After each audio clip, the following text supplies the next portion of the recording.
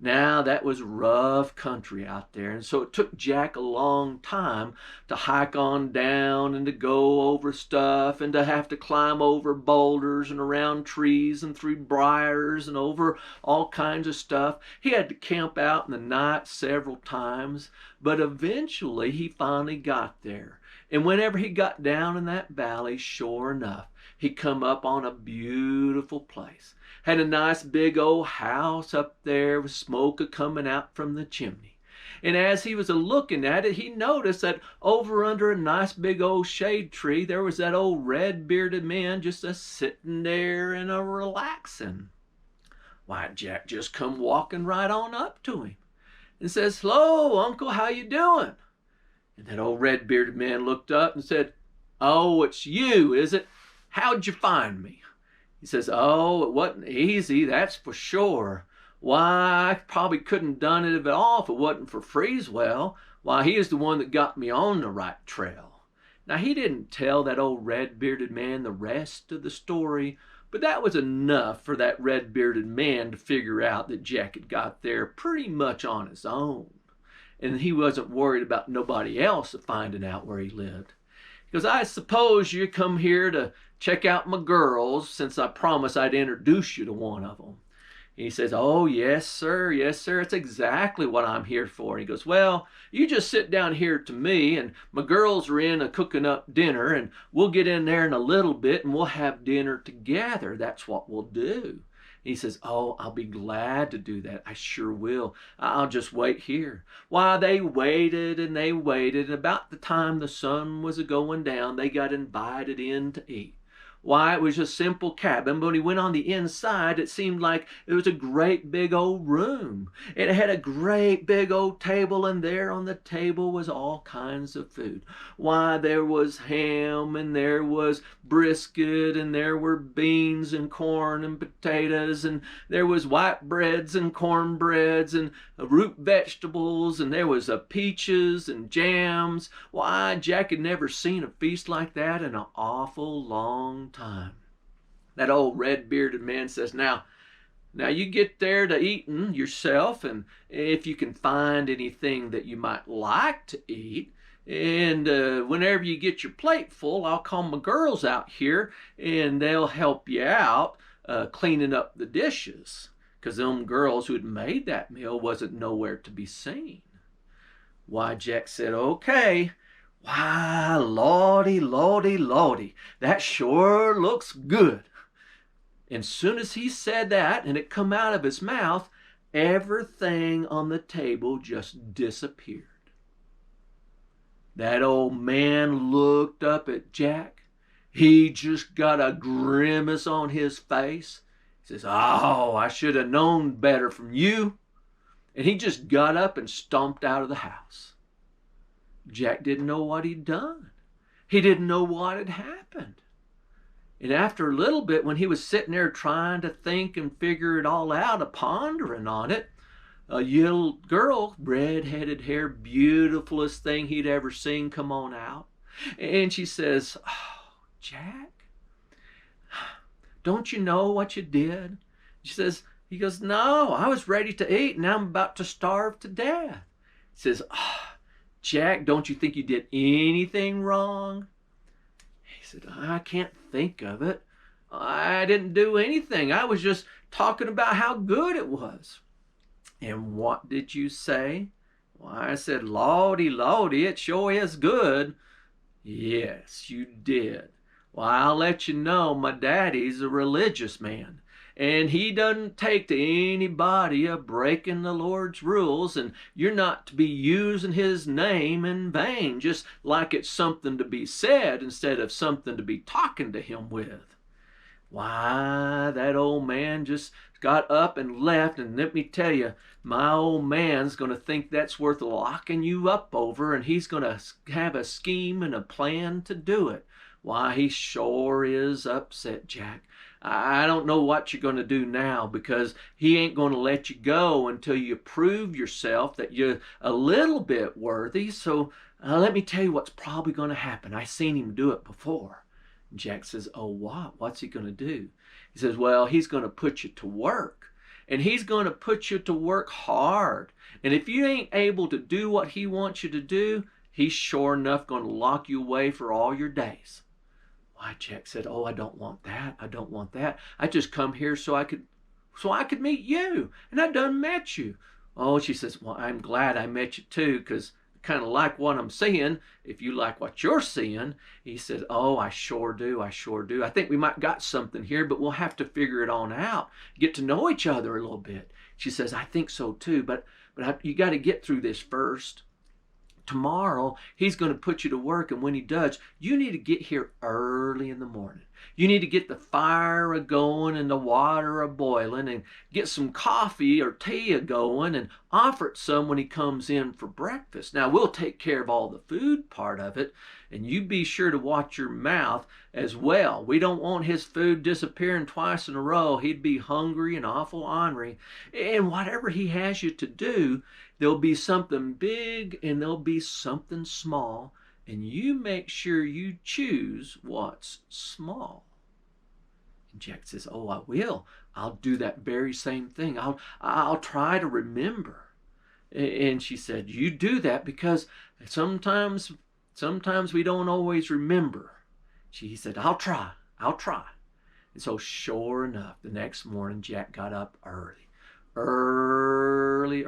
He got up so early that even the sun hadn't even got up yet. He got to going in there in the morning, and he got the fire a-going and the water a-boiling, and he found in the cabinet a little bit of coffee, and he made him up a pot, having it ready for that old red-bearded man to come in.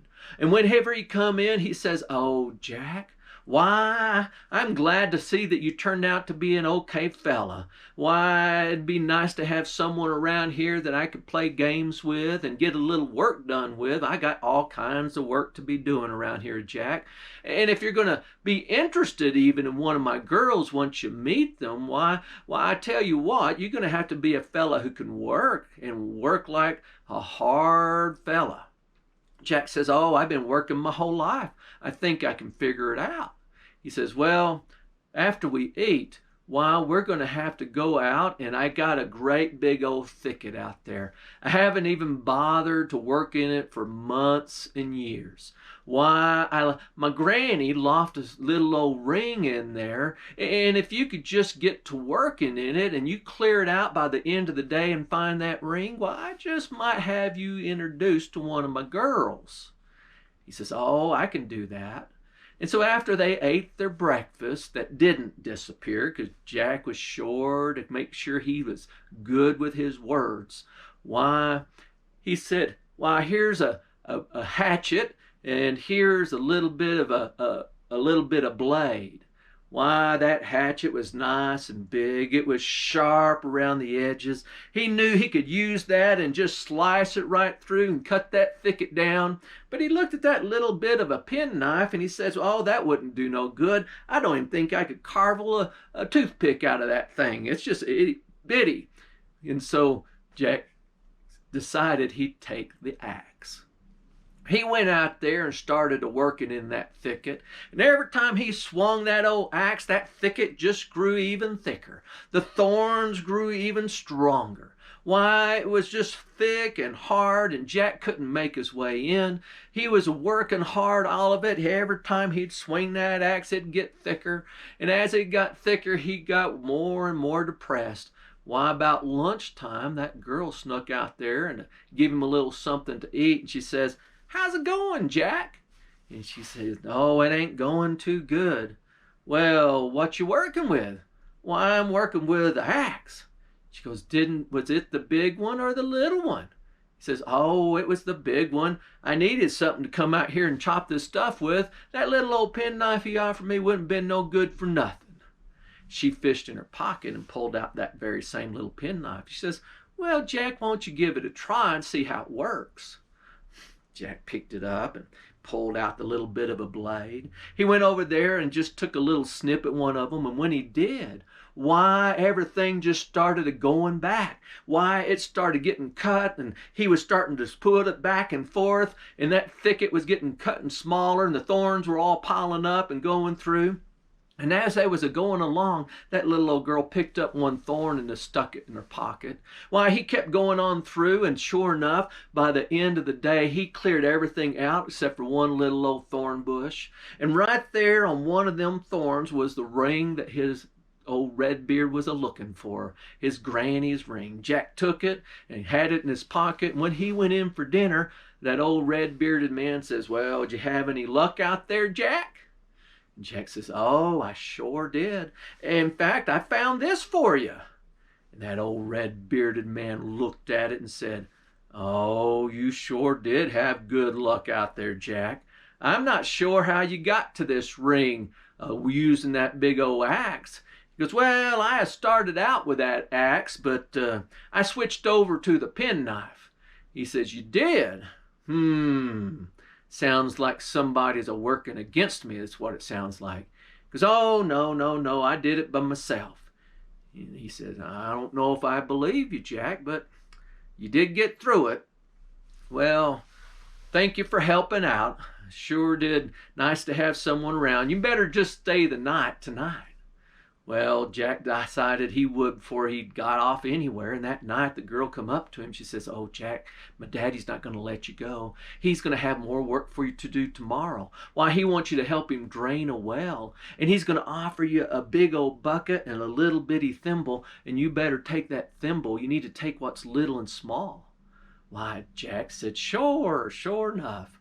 Why, whenever the morning got through and they'd had their breakfast, why, that old man took Jack right out there to that big old well. And he says, "Oh, years and years ago, my great-great-granny, she left a thimble of herself, and it tumbled down to the bottom. It was a special thimble. Made me think about her. I can't hardly sew without it. In fact, the only thing I got is this one that was from my mama, and it's okay, but, it's just a little bit of a thing. And I could give this to you. You're going to have to bail out all of that water and get down there to where it's dry and see if you can't find my grandma's thimble, or you can use this bucket here." Why, Jack looked at that big old bucket. It was a great big old thing. He thought to himself, just tie a rope on it and drop it down there. Why, it'd be hard, but I could get this thing drained out before it filled up again by half a day. And so he took the bucket. He dropped it down and started pouring the water out. And as he did, the water kept rising up in that old well. And every time he pulled out a bucket, it got further. By the time he'd worked on it for about half an hour, the water was fairly flowing out over the top of it. It was coming out like a creek. And that old girl come out and she says, "Oh, Jack, how you doing out here draining the well?" He says, "Oh, I'm having a terrible time. Why, I can't seem to do anything. This old bucket pulls water out and even more comes out. I think a stream must have broke loose down there with water melt from the snow or something like that. Why, you guys, I can't do nothing here." She goes, "Well, did you try the thimble?" He says, "Thimble? It'd take me months and years. I'm supposed to get this done for a day." She goes, "Why don't you give it a try?" And she handed it out, and he took that little thimble, and with one little scoop, why, that well just went completely dry. And down on the dry ground at the bottom of that well was that granny's thimble. Why, it was a little bit bigger, and it was a little bit more polished. And so Jack got himself down, and he lowered himself down the rope and got it. And that girl had to wind him back up because he didn't figure about how to get out. And she says, "Oh, Jack, you just don't think hardly about anything. You're going to get yourself in terrible trouble. It's a good thing I'm around." He says, "Oh, I'm glad that you're here and you're helping me out. I'll never forget all of your help." She says, "Well, we'll see." Why, she took that thimble and put it in her pocket. And then she said to her daddy, "Bring it in. I'll take it back and you take my granny's thimble in." And so that night, whenever they was sitting down to supper, that old red-bearded man says, "So, Jack, how did you get going today?" He says, "Oh, it was good." He pulled out that thimble and showed it to him, and that red-bearded man looked at it and looked at Jack and said, "Somebody in my family's a-helping you. I know it." Jack says, "Oh, no, no, I'm a-doing it all my own, I am." He goes, "I don't think I trust you, Jack. I just can't see how you did it. You started out with a bucket. what made you go to a thimble? He goes, well, I just needed something else to help me scoop. I figured one in both hands would do it. He goes, well, if you had one in both hands, you'd still be out there, I think. Well, needless to say, I got what you wanted. I said, yes, you did. Well, I guess you'll be on your way tomorrow. I guess I had let you meet my girls unless you want to work a little more. And so he let him go on to bed. And of course, that night, the littlest one got up there and woke up, and Jack says, he's not going to let you go tomorrow. No way. No, he's got another job for you to do. And Jack, you got to listen to me this time. Why, there's a great big old boulder out in the back, and he's going to ask you to break it up and then block it up and make a 2-story house out of it by the end of the day. And he's going to have a big old sledgehammer, and then he's going to give you a little old pickaxe to choose from. And you better choose that little bitty old pickaxe. It's just a little small thing. Doesn't even look like it was good for a dollhouse, but that's the one you need to use. Jack said, okay, I'll think about it. But he went to sleep, and he woke up groggy, and he got up and made the fire and made the coffee, and he was trying to wake up whenever that old red-bearded man was a-talking to him and telling him about needing to build a house, and that he wasn't going to let Jack go unless he built him a 2-story house with 6 rooms on every floor, blocked out by the end of the day. And Jack said, oh, I can do that, sure. I need some tools, though. And he says, well, sure, Jack, I ain't going to send you out there without tools. Why, you can take this big old sledgehammer, or you can take this little bitty tool right here, teeny tiny little pickaxe. Why, you just choose which one you want to use, Jack. Jack looked at it. He took that old sledgehammer and he went out there to that great big old boulder was, and he went to slamming at it and slamming at it, and it just hit and bounced off, and it seemed like that boulder got bigger with every swing.